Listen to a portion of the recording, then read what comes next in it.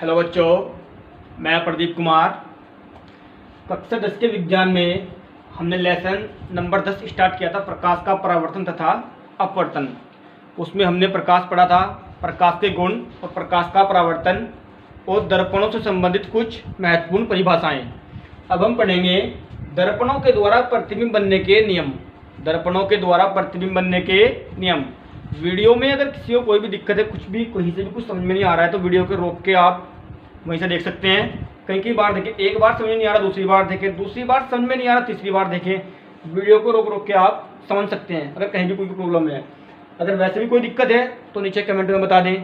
नीचे कमेंट में हम आपकी प्रॉब्लम को तुरंत सोल्व कर देंगे, वहाँ पर बता दें कोई दिक्कत है तो हेडिंग डालेंगे दर्पणों के द्वारा प्रतिबिंब बनने के नियम। दर्पणों के द्वारा प्रतिबिंब बनने के निम्नलिखित कितने नियम है? 3। कितने नियम है? 3। बारी बारी से हमें पढ़ना है। पहले बात करेंगे अवतल की, अवतल दर्पण, फिर बात करेंगे उत्तल दर्पण। देखें यहाँ तो हेडिंग डाल देंगे दर्पणों के द्वारा प्रतिबिंब बनने के नियम।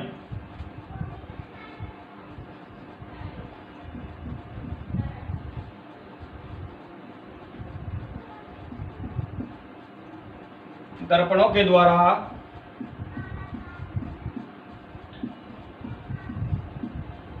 प्रतिबिंब बनने के नियम।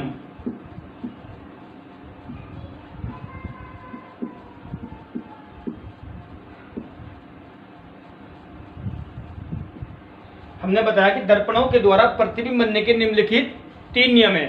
निम्नलिखित कितने नियम है? 3। उसके लिए पहले अवतल दर्पण लेंगे, फिर क्या लेंगे? उत्तल दर्पण। 2 कंडीशन लेंगे पहले वाले पार्ट में, ए और बी। देखें यहाँ पे पहला नियम ये है कि अगर हमने माना हमारे पास एक अवतल दर्पण है, ये M1 M2। अब M1 M2 क्या है? अवतल दर्पण। अवतल दर्पण होगा क्या? जिसके बाहर वाले पृष्ठ पर क्या होगी? उभरे हुए पृष्ठ पर क्या होगी? पालिश, और प्रकाश का परावर्तन होगा अंदर की ओर दबी हुई सतह से। तो बाहर वाले तल पे हम क्या कर रहे हैं? पॉलिश कर रहे हैं। प्रकाश का परावर्तन कहाँ से होगा? अंदर की ओर से, दबी हुई सतह से। ये मुख्य अक्ष है, इसको हमने कितना मान लिया? P। कितना मान लिया? P। ये वाली कंडीशन कौन सी है? A। फिर दूसरी कंडीशन लेंगे हम उत्तल दर्पण, वो कंडीशन दिखाएंगे B। पहले बात करते हैं हम अवतल दर्पण में। ये कौन सा दर्पण है? अवतल दर्पण। याद रहेगा, बाहर वाले पृष्ठ पर क्या होगी? पालिश, उभरे हुए पृष्ठ पर पालिश, और प्रकाश का परावर्तन अंदर की ओर दबी हुई सतह से होगा। उसको क्या कहेंगे हम? अवतल दर्पण।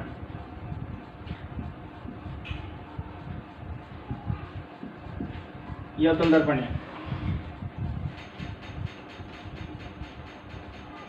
ये तो वक्रता केंद्र हो गया, ये हो गया फोकस। ये वक्रता केंद्र और ये फोकस। पहला नियम ये है कि अवतल दर्पण में मुख्य अक्ष के समांतर चलने वाली किरण फोकस से होकर जाएगी। जब दर्पण से टकराएगी तो कहाँ से होकर जाएगी? फोकस से। ये पहला नियम है।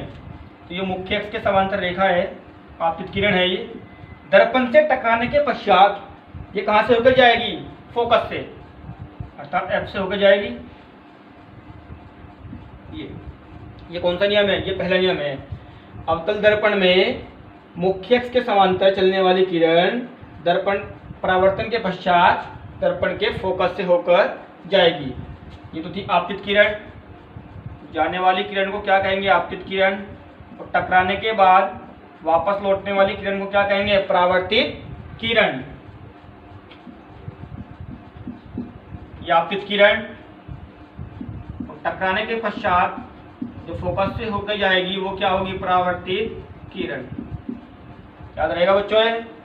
तो हमने बताया अवतल दर्पण में मुख्य अक्ष के समांतर चलने वाली आपतित किरण दर्पण से टकराने के पश्चात फोकस से होकर जाएगी। अब बात करते हैं हम उत्तल दर्पण की। इसकी बात करते हैं उत्तल दर्पण। इधर को ले लेंगे थोड़ा सा, क्योंकि इधर स्पेस नहीं बचेगा। ये हमारे पास M1 M2 क्या है? उत्तल दर्पण। दे देंगे हम नीचे यहाँ पे। कौन सा दर्पण है बच्चों? ये उत्तल दर्पण। और जब ये उत्तल दर्पण होगा तो इसकी अंदर वाली सतह पर क्या होगी? पालिश, और प्रकाश का परावर्तन कहां से होगा? बाहर वाली सतह से। ये हमने अंदर वाली सतह पे क्या कर दी, इसकी पॉलिश। तो प्रकाश का परावर्तन होगा बाहर की सतह से। इसको थोड़ा जल्दी लिख देंगे।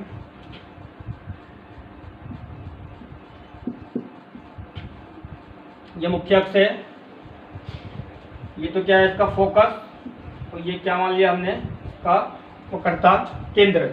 तो हमने बताया कि दर्पण के मुख्य अक्ष के समांतर चलने वाली किरण दर्पण के फोकस से होकर जाएगी। तो ये मुख्य अक्ष के समांतर कोई रेखा ले ली हमने। ये कौन सी किरण है, ये आपतित किरण, जाने वाली किरण आपतित किरण, और टकराने के पश्चात वापस लौटने वाली किरण को क्या कहेंगे, परावर्तित किरण। ये याद रखना चाहिए तुम्हें। ये तो आपतित किरण है,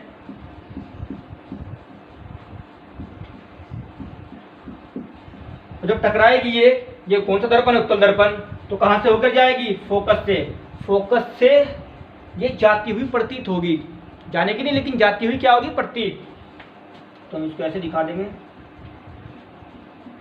ये और ये सीधी रेखा आती है ऐसे, इसको ऐसे दिखाएंगे।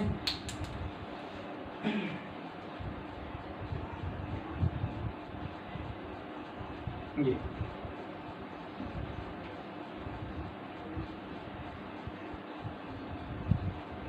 जाती हुई प्रतीत टकराने के पश्चात कहाँ लौट जाएगी, वापस इसी दिशा में। बात दिमाग में आई। उत्तल दर्पण में ये केवल फोकस से जाती हुई प्रतीत होगी। ये वाली कंडीशन बी और ये वाली कंडीशन ए, ये पहला नियम है। बात समझ में आ गई। अब बात करते हैं हम दूसरे नियम की, बात करेंगे दूसरे नियम की।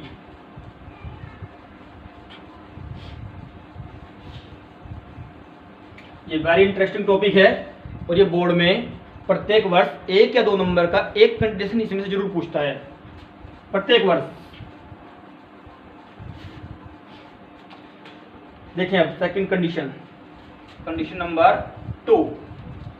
ये हमने क्या ले लिया, अवतल दर्पण है। ये कौन सा दर्पण है बच्चों, ये अवतल दर्पण। इसके बाहर वाले पृष्ठ पर क्या हो रही है, पॉलिश। तो प्रकाश का परावर्तन कहां से होगा, अंदर की ओर, दबी हुई सतह से। ये क्या है, मुख्य अक्ष। दर्पण का नाम हमने दे दिया M1 M2। ये क्या है, ये ध्रुवीय है। देखें यहाँ पे, ये तो मान लिया हमने वक्रता केंद्र C, ये क्या मान लिया हमने, फोकस F। दर्पण के फोकस से होकर जाने वाली किरण परावर्तन के पश्चात मुख्य अक्ष के समांतर हो जाएगी। ये वाली किरण कहाँ से होकर जा रही है, ये फोकस से होकर जा रही है, या दर्पण से टकराएगी। टकराने के बाद ये मुख्य अक्ष से क्या हो जाएगी, समांतर। मुख्य अक्ष से क्या हो जाएगी, समांतर। इस वाली किरण को तो क्या कहेंगे, आपतित किरण। टकराने के पश्चात, इस बात को हम बार बार क्यों दोहरा रहे हैं, क्योंकि काफी बच्चों को ये पता ही नहीं होता कि ये आपतित किरण है या परावर्तित किरण। हमने बताया है जाने वाली किरण है, उसको तो क्या कहेंगे बच्चों, आपतित किरण। तो टकराने के पश्चात जब ये वापस लौटेगी तो क्या कहेंगे, परावर्तित किरण। इस बात को अपने दिमाग में बिल्कुल फीड कर लें। जाने वाली किरण आपतित किरण और टकराने के पश्चात लौटने वाली किरण परावर्तित किरण। तो बच्चों ये तो है आपतित किरण, और ये वाली किरण कौन सी होगी, परावर्तित किरण। ठीक है। तो हमने बताया है, ये सेकंड पार्ट है। सेकंड पार्ट ये है कि अवतल दर्पण में फोकस से होकर जाने वाली आपतित किरण दर्पण से टकराने के पश्चात मुख्य अक्ष के समांतर हो जाएगी। इसी प्रकार दिखा सकते हैं उत्तल दर्पण में। इसी प्रकार क्या दिखा सकते हैं, उत्तल दर्पण में। अब कंडीशन नंबर, वो तुम्हें अपने आप करना है, कंडीशन नंबर 3।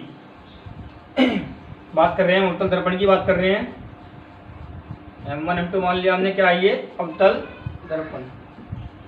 इसके बाहर वाले पृष्ठ पे क्या हो रही है, पॉलिश हो रही है। प्रकाश का परावर्तन कहाँ से होगा, अंदर की ओर, दबी हुई सतह से।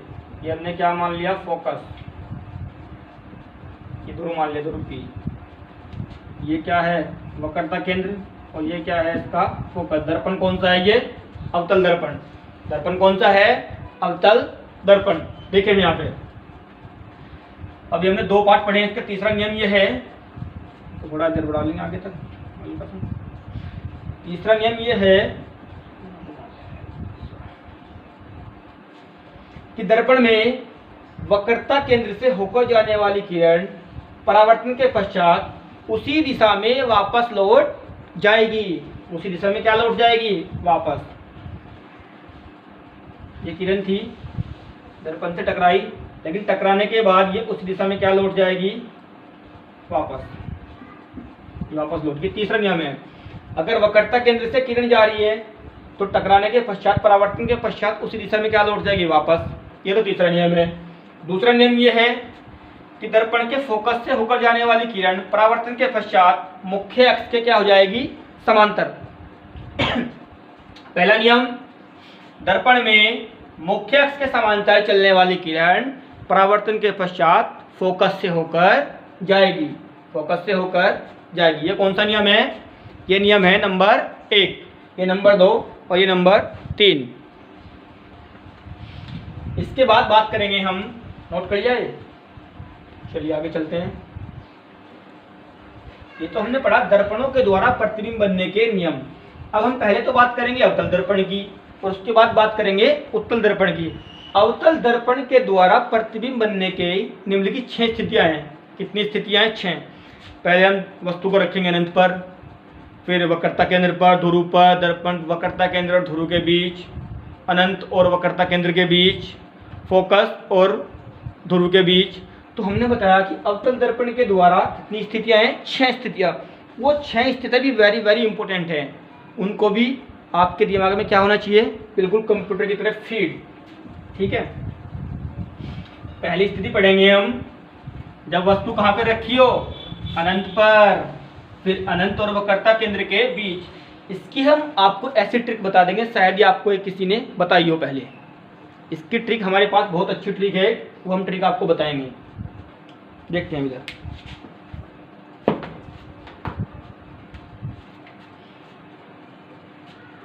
हेडिंग डाल लें, अवतल दर्पण के द्वारा प्रतिबिंब का बनना या किरण आरेख।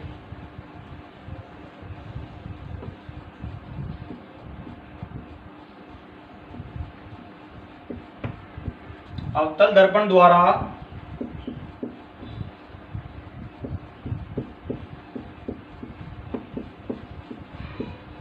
प्रतिबिंब का बनना।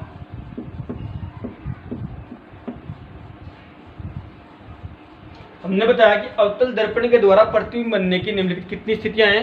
6। तो पहली स्थिति की बात करते हैं।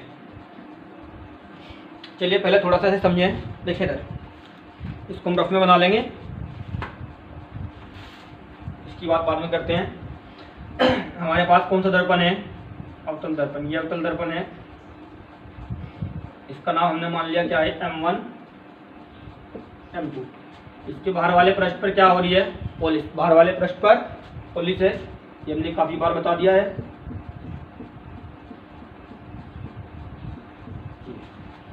ये बीच में क्या मान लेंगे? ध्रुव P। बीच में क्या है? ध्रुव P। ये क्या है? मुख्य अक्ष। ये क्या है? मुख्य अक्ष। देखें यहाँ, ये तो मान लिया हमने इसका वक्रता केंद्र। ये क्या मान लिया? फोकस। और इधर क्या है? ये अनंत। ये क्या है? अनंत।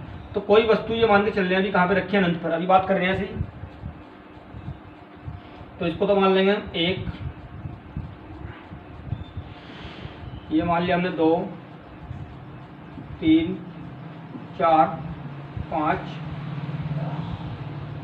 1 2 3। इसको मान लेंगे 3। बीच में है ये 4, ये 5, ये 6। ठीक है। अब यहाँ से स्टार्ट करते हैं हम। ये तो मान लिया हमने कितना? 1 2 3 4 5। अभी 6 को छोड़ते हैं, 6 को मान लेंगे इधर, उसकी बात करते हैं बाद में। देखिए अगर वस्तु रखी है अनंत पर, कहाँ पे रखी है? अनंत पर। तो पहले का जोड़ा हमें किससे मिलाना है? पहले से। दूसरे का जोड़ा हमें किससे मिलाना है? दूसरे से। तीसरे का तीसरे, ऐसे ही। देखिए पहली बात करें, जब वस्तु कहाँ पे रखी हो? अनंत पर। हेडिंग डाल लें, जब वस्तु अनंत पर स्थित हो।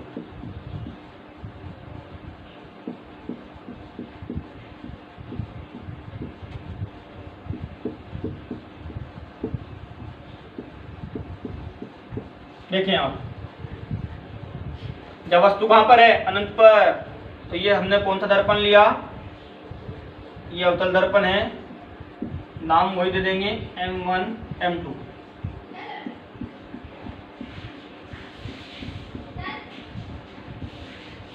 ये क्या मान लेंगे, ध्रुव P।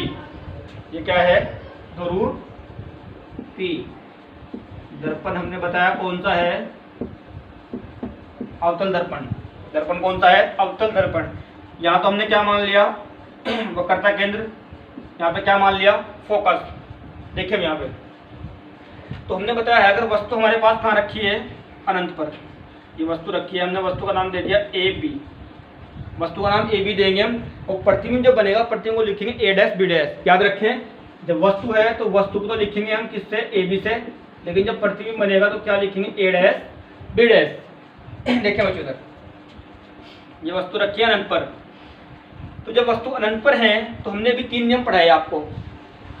फोकस से होकर जाने वाली किरण, ये फोकस है, फोकस से होकर जाने वाली जो किरण है दर्पण से टकराएगी, और टकराने के पश्चात मुख्य अक्ष से क्या हो जाएगी, समांतर। मुख्य अक्ष से क्या हो जाएगी, समांतर। अगर कोई किरण वक्रता केंद्र से होकर जा रही है, कहाँ से होकर जा रही है, वक्रता केंद्र से, तो वो वापस उसी दिशा में लौट जाएगी।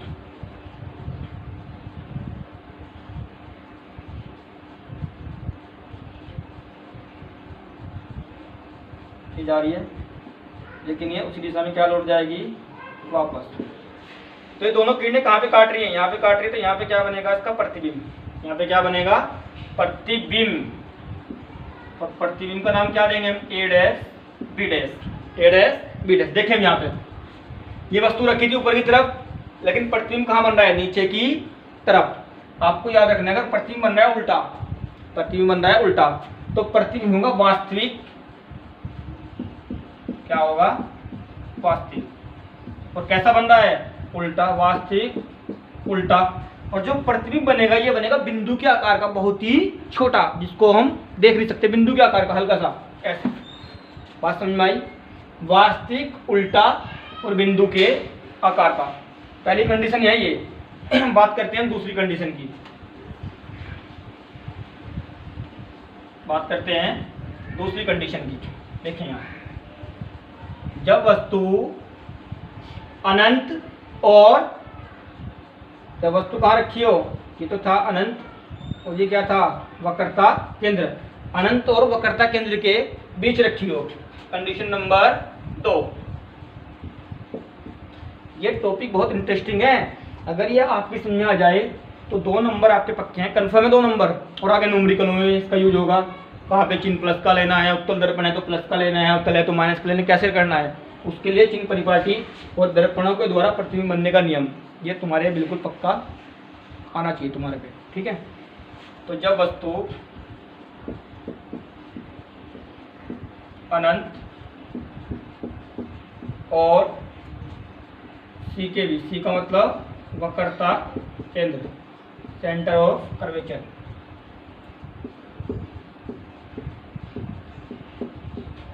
देखें आप, ये तो हमने M1 M2 क्या ले लिया, एक ये अवतल दर्पण है। कौन सा दर्पण है, अवतल। ये क्या है, मुख्य अक्ष। ये क्या है, दर्पण का ध्रुव। दर्पण के ध्रुव को कैसे लिखेंगे, P से। ये क्या है, C, और ये क्या है, F। अब वस्तु रखी है अनंत और वक्रता केंद्र के बीच। देखें यहाँ, वस्तु का नाम हमने क्या दिया, AB। तो वस्तु के से मुख्य अक्ष के समांतर चलने वाली जो किरण है वो दर्पण से टकराने के पश्चात कहाँ से होकर जाएगी, फोकस से। तो बता रखा है हमने, कहाँ से होकर जाएगी, फोकस से। दूसरी किरण हम मान रहे हैं कहाँ से होकर जा रही है, वक्रता केंद्र से। तो ये टकराने के पश्चात उसी दिशा में क्या लौट जाएगी, वापस। जहाँ पे दोनों किरणें काटेंगी वहाँ पे क्या बनेगा, प्रतिबिंब। वहाँ पे क्या बनेगा, प्रतिबिंब। प्रतिबिंब कितना मान लिया हमने, A', B'। तो प्रतिबिंब तो बन रहा है वास्तविक, और वास्तविक है तो कैसा है, उल्टा। वास्तविक है तो कैसा है, उल्टा। लेकिन ये जो प्रतिबिंब है ये क्या है, वस्तु से छोटा। पहले तो बिंदु आकार का था, पहले तो बहुत छोटा था, लेकिन अब की बार में ये कैसा है, छोटा, हल्का, पहले वाले से थोड़ा सा क्या है, बड़ा। तो वास्तविक, उल्टा और छोटा। ठीक है, जब वस्तु कहाँ रखी हो, अनंत और सी के बीच, अनंत और वक्रता केंद्र के बीच। ये कंडीशन नंबर 2।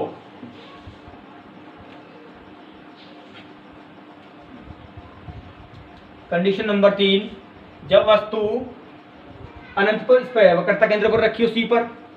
ये कंडीशन नंबर 3 है।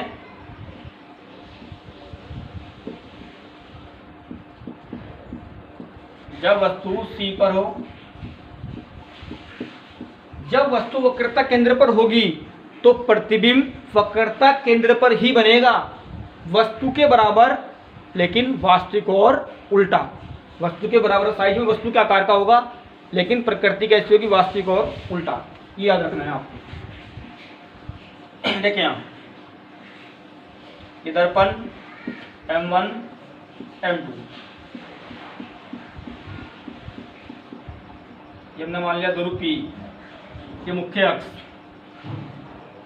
ये वक्रता केंद्र, ये फोकस। वस्तु कहाँ रखी है, वक्रता केंद्र पर। तो मुख्य अक्ष के समांतर चलने वाली किरण कहाँ से होकर जाएगी, फोकस से। कहाँ से होकर जाएगी, फोकस से। अब दूसरी किरण हम कहाँ से ले रहे हैं, फोकस से। जब फोकस से लेंगे तो ये क्या हो जाएगी, मुख्य अक्ष के समांतर। मुख्य अक्ष के समांतर का यहाँ पे काटेंगे,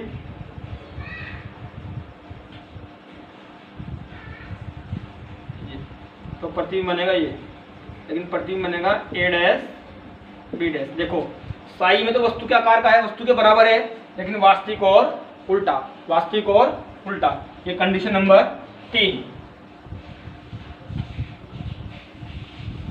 कंडीशन नंबर 4, जब वस्तु C और F के क्या हो, बीच।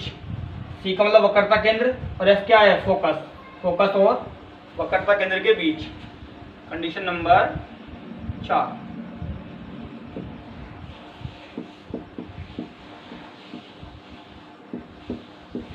C व F के बीच।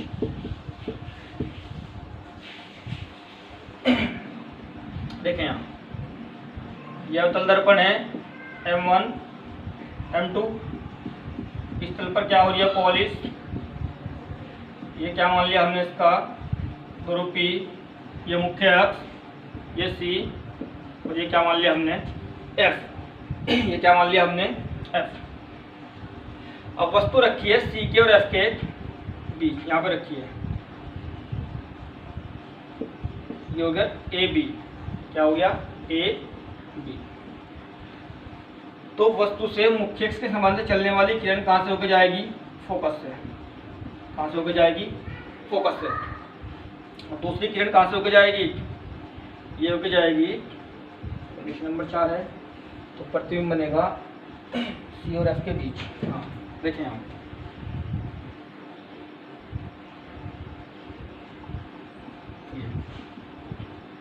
टकराने के पश्चात ये कहाँ लौट जाएगी, वापस।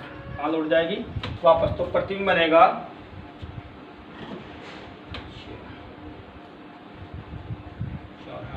यहाँ पे काटेगी, थोड़ा हल्का से इधर को काटेगी,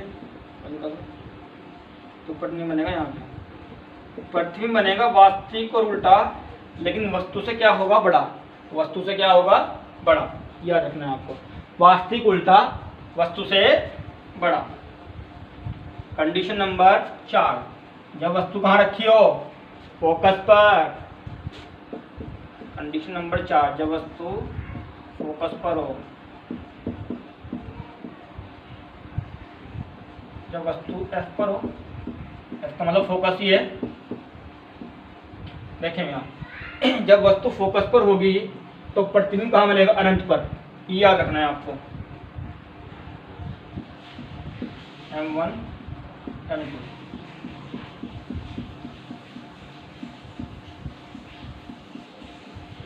इसको मान लेंगे, ये मुख्य अक्ष है।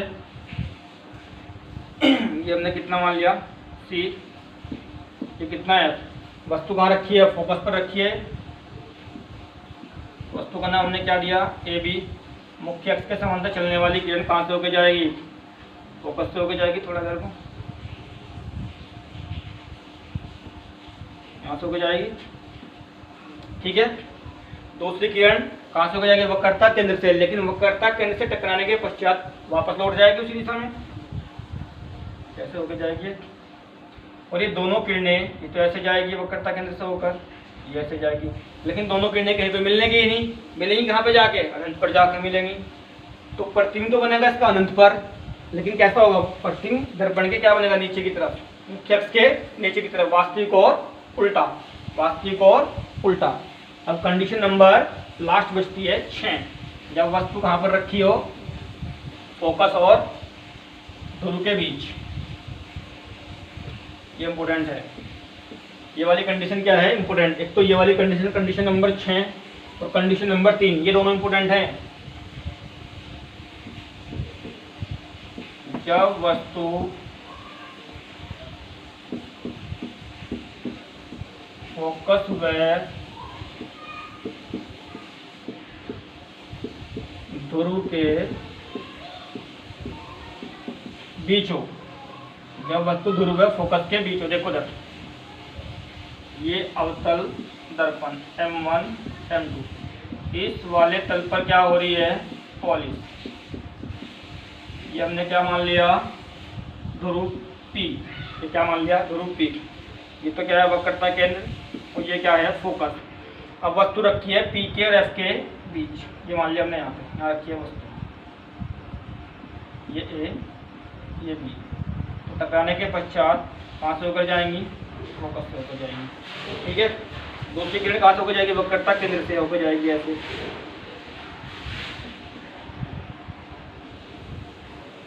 लेकिन ये किरणें कहाँ जाके मिलेंगी, इनको आगे बढ़ा देंगे ऐसे, ये आगे जाके मिलेंगी ऐसे, जहाँ जाके मिलेंगी वहाँ पे क्या बनेगा, वस्तु का प्रतिबिंब, A', प्रतिबिंब कैसा बन रहा है, सीधा बन रहा है, वस्तु से क्या बनना है, बड़ा बनना है।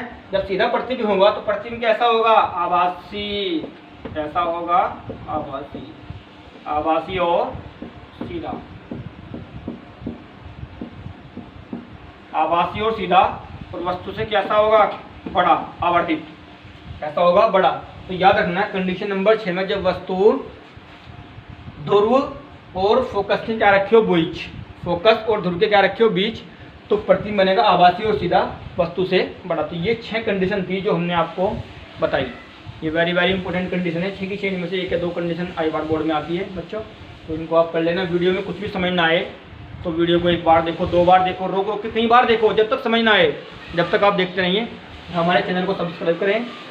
Thank you very much.